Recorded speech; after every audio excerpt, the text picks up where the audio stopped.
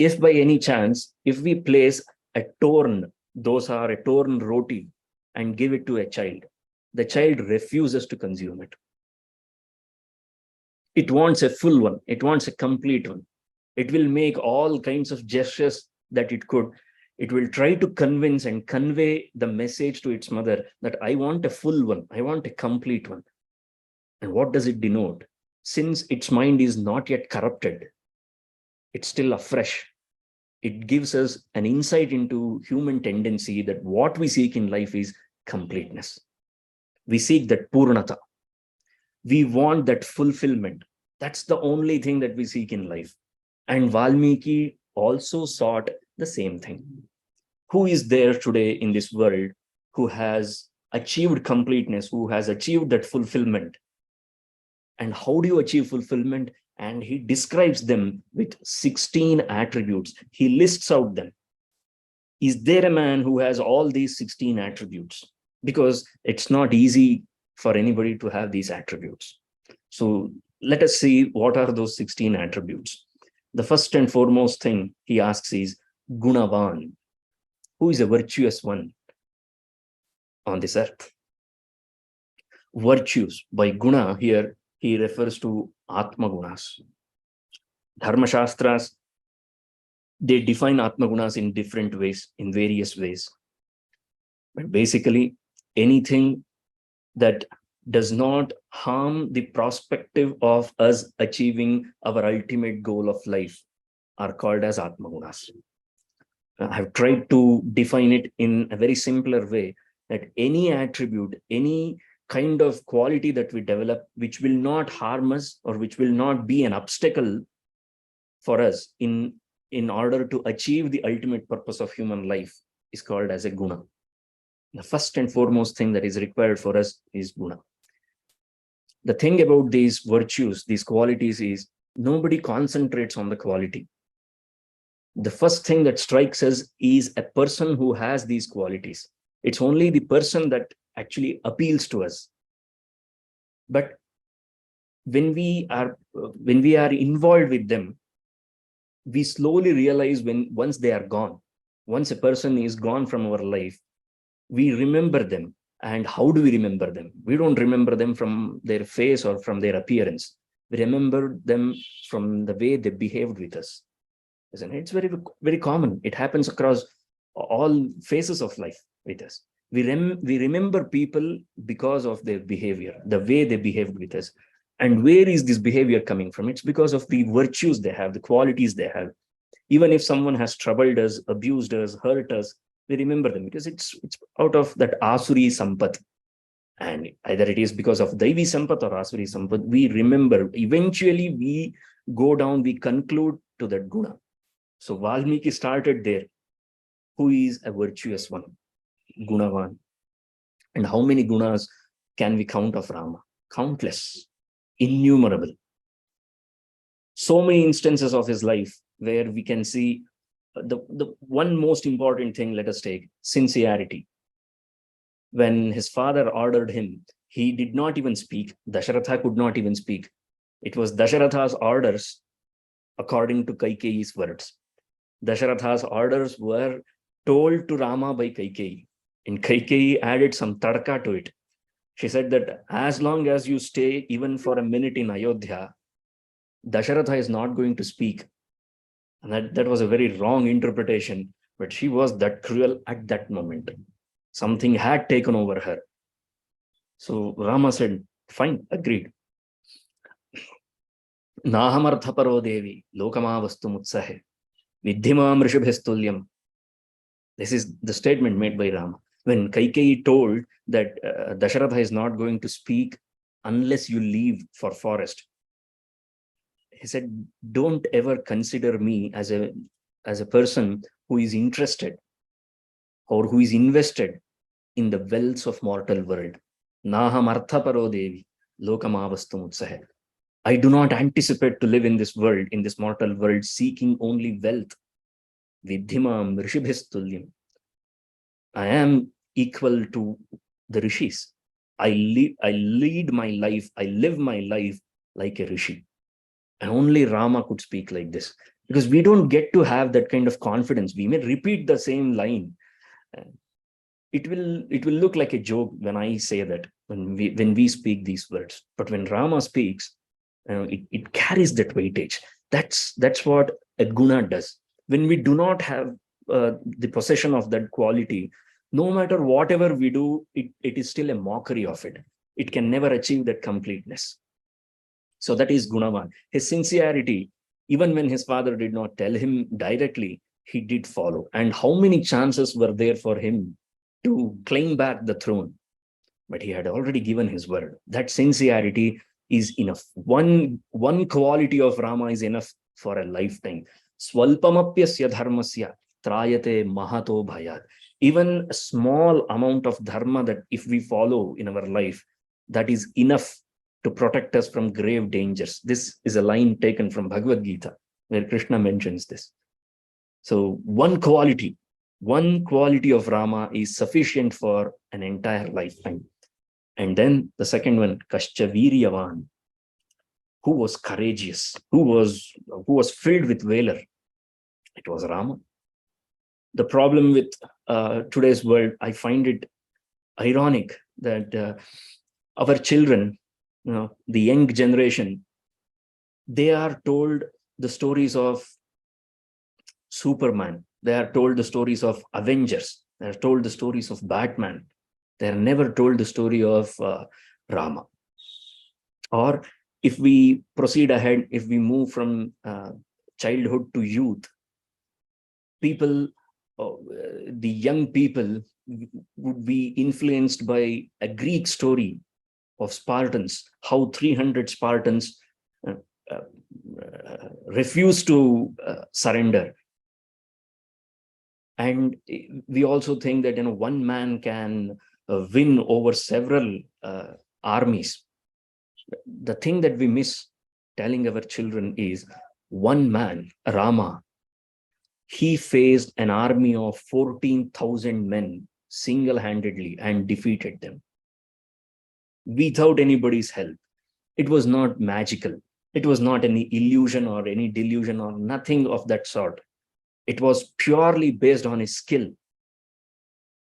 And people used to master their skill, their art in such a way that they said that when Rama was actually facing those 14,000 men, those 14,000 men felt that they are facing several Ramas. They could see not one, but many Ramas in front of them.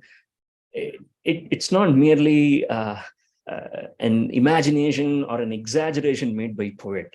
It is possible. I mean, we belong to that generation where we think that Flash can run in such speed, so swiftly, that he can reach any place at any given point of time within seconds. Our mind can fathom, can imagine, can process the concept of Flash. He's a superhero, I guess, in Avengers or something. We can process that kind of a superhero, but we cannot use the same logic and imagine that Rama did the same thing as well. He was everywhere. And even Maricha says that wherever I look, I used to see Rama. That was the impact of Rama. That is Viryavan. Only a courageous man can have this kind of an impact on people. So this is the second quality that we find in Rama. The third one is Dharmajnascha. And what more do we have to talk about Dharmajna? I think Valmiki could have used the word dharma. When we use the word Dharmajna means he who is aware of dharma, or he who knows dharma is called as a Dharmajna. Rama need not know dharma because Rama is an epitome of dharma. Rama is a personification of dharma. Ramo vigrahavan dharma. Said he is a personification of dharma. If dharma ever had a human form, it would look like Rama. And as I was mentioning in the Vali's episode, when Vali made a huge argument in response, Rama's opening statement was brilliant. It should be written in Suvarnaksharam. It should be written in gold in our history. He said that Sukshmaha Paramadurgneyaha Satam Dharma Plavangam. Vali, dharma that you are talking about is very subtle. It is so subtle that it's not easily accessible by anybody.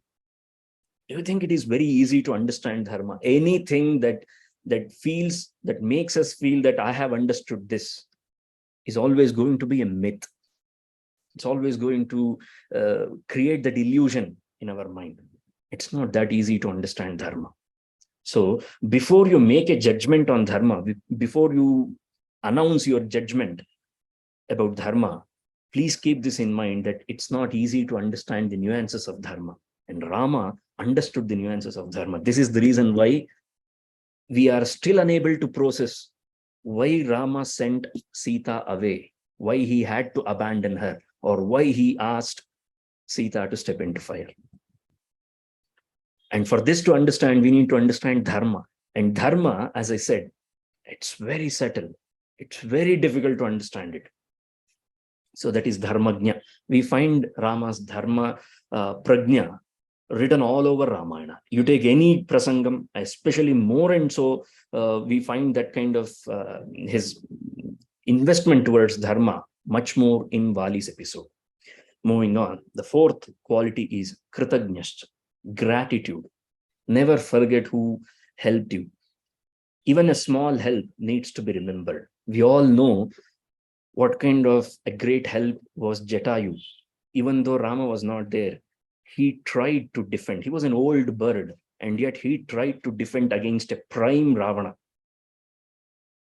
And we must say this, that Rama did not get the opportunity to perform the final rites of his own father. He was not there at that moment. It was Bharata who did it. But he performed the final rites of Jatayu. And it would be surprising for many that the words that are spoken during that time, the words that were spoken by Rama during that time, during the cremation of, or during final rites of Jatayu, are still used as part of Antyeshti, even to this day. In some sampradayas, the exact same shlokas are uttered even to this day.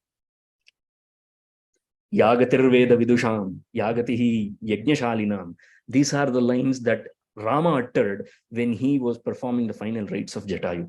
He said that I want you to attain that kind of lokas, those lokas which are attained only by those people who have studied Vedas throughout their life, who are involved in yajna karmas every day. Those were the lokas granted by Rama too. He granted access to them. And yes, a human being has the capacity to grant access to the departed soul, to all these things. It's all scientific. We may require another session to understand how it works, but it does. We have that kind of bond, especially when it is within our family. If it is our father or mother or our grandfather, we are because of them. So we have that connection. So we can definitely grant them access. It's unfortunate that we don't know how to do it. But Rama was a step ahead. He was in a different league. He could provide access to even a bird like Jatayu.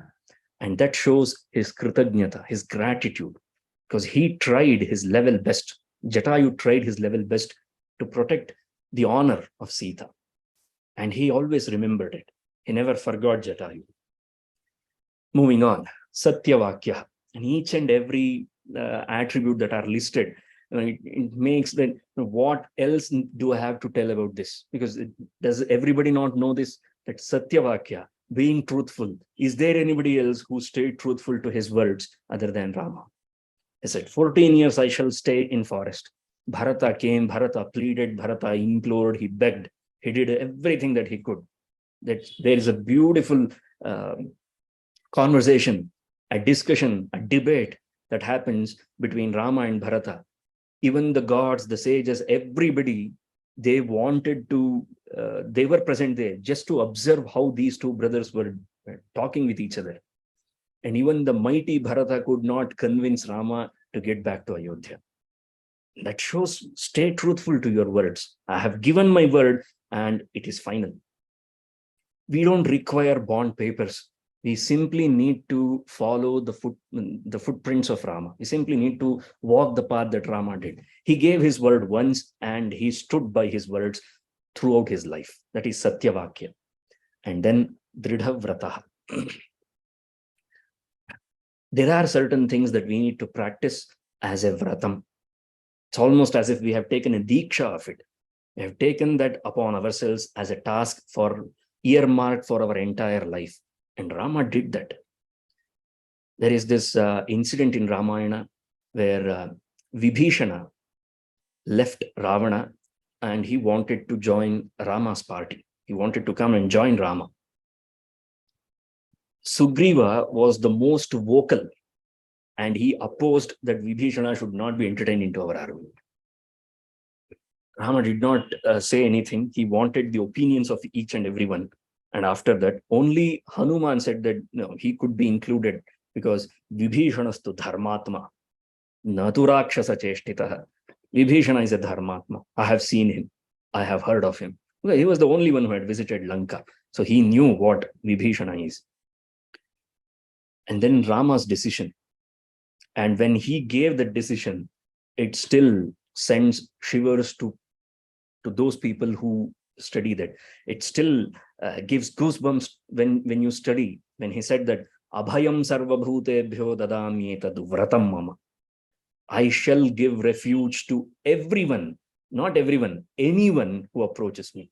Vibhishanova Sugriva yadiva Ravanaswayam. These are the words of Rama. He says that Sugriva, it's not only Vibhishana, even if Ravana approaches me, even at this moment, I shall grant him refuge. This is called as Abhayadanam, and he took that as a vratam. That is called as Dridha Vrataha. He could have said no to Vibhishana, but he did not. Because values. Moving on. Charitrena chako yuktaha.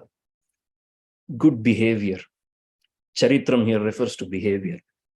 How good or how well behaved Rama was. Now, in one of the domestic fights that Rama and Sita had when they were in forest, she had some reservations about Rama giving his word to the sages that he shall protect them from the dangers of the demons of Dandakaranya. Sita was not convinced with this. She says that there are only three things that can hurt a man, that can reduce a man down to ashes. What are those three things? Lying. A man must never lie. Second one, looking or being interested in somebody else's wife. And third one, picking up a fight without any proper reason. The first two are invalid in your point. That's what Sita says. Because Rama never looked down or looked upon other women. He never even gazed at other women in a wrong way. And he never lied. So that is called as Charitrena Chayukta. What is remembered of Rama is Ekapatni Vratatva. He could have married several times, but he never did. That shows the kind of commitment he had. And I don't think we will find any protagonist who had cried so profusely for his wife. And we don't highlight this point enough when we narrate the story of Rama. When he was estranged from Sita, he did not eat, he did not sleep because he was suffering. And that kind of love, that shows Charitrena Chako Yukta. He had so many opportunities and yet he stuck to his principle. That is Charitrena Chako Yukta. And then Sarvabhuteshu Kohita. Compassionate towards all creatures, all beings of this universe. Not just human beings, but being compassionate towards other creatures as well. Bhutadayam Vistaraya. Adi Shankara said that we should have that Bhutadaya. Bhutadaya means, compassion towards all creatures. And Rama had that. He took an army of monkeys across the ocean and won a war against an army that was considered invincible, that was battle tested. They were veterans of war. Ravana's army was a veteran army. And his army was a bunch of monkeys, untrained, never ever have been, they were involved in any battlefield. And he took them. And that requires strategy. That requires, only Rama could do this kind of a thing. Anyway. So, Sarvabhuteshu Kohita. And then Vidwan, his knowledge. Valmiki very famously says that, Buddhya Brihaspati Samaha. Uttarottara Yuktinam Vakta Vachaspatir Yatha. It says that when he used to respond, there was nobody who could respond or talk back to Rama in any way. Because if Rama speaks, that is full and final. And we observe that during the conversation between Rama and Bharata. If as listeners, when we study Bharata's argument, when we read Bharata's argument, we feel that yes, Bharata is absolutely right. Rama should come back to Ayodhya. But the way he counters it, when you hear the words of Rama, you are so convinced that nobody else can appeal against Rama. That is called as being well learned, well invested in all the knowledge streams. That is Vidwan and Samartha, powerful. His prowess is well known when he asked Lakshmana to bring his bows and arrows, when the king of ocean did not accept his request to provide the pathway. 3 days he stood there, and when the king of ocean did not respond, Chapamanaya Saumitra, he asked Lakshmana to bring my bows and arrows. Samudram Shoshaishyan, I will dry this entire ocean out. Let us walk this ocean. And he came there shivering, the king of ocean. So that's Samartha, Samarthyam. And then Eka Priya Darshana. There's that always pleasant, all season pleasantness is Rama. They say that, whenever he used to speak, Smitapurva Abhibhashi, he had a small smile on his face before he spoke. That kind of mandahasa, that is what makes a person benevolent. That is what makes a person approachable. That was Rama. Eka Priya Darshana. And then Atmavan. We find very few traces of his Atmavatvam. Atmavan means now he who has understood what the true Atma is, or he who has understood what is his true form, what is his original form. Atma Sadhanam. We find very small traces of this in Ramayana, but nevertheless, we do find that Rama had known what is the truth of life, or what was his original form. And then Jita Krodha, very important, he who has gained control over his anger. He had control over his anger, so much so that Krodhamaharaya Tivram, Valmiki says, when he had to destroy the army of 14,000 men, he had to call upon the anger, he had to invoke the anger. Who can invoke anger? Only those people who have gained complete control over anger can invoke anger whenever they want. And Rama did that. That is why Jita Krodha. We are nothing but mere subjects of anger. We don't know when we will get angry, because we don't have anger under our control. But Rama had anger under his control. So when he wanted to destroy 14,000 men, he called upon anger. He invoked that anger. That is Jita Krodha. And Dyutiman, he had a glow on his face all the time. That's found only in people who are divine, who are meant for greater things. That is written all over. And unfortunately, we don't have access to these kind of pictures of Rama. All the paintings that we find of Rama is blue painted Rama. That's not Rama. That's not how Rama looked. At least by the way Valmiki has described Rama, that's not how he looked. Okay. And moving on, Anasuyakaha. Never ever was Rama envious of anyone else. Why would he be envious of anybody else? And I just want to draw a small comparison here. I know I might be crossing the line here for several people, but nevertheless, I will go ahead and take the bullet for this. You see, Yudhishthira in Mahabharata, he suffered a lot.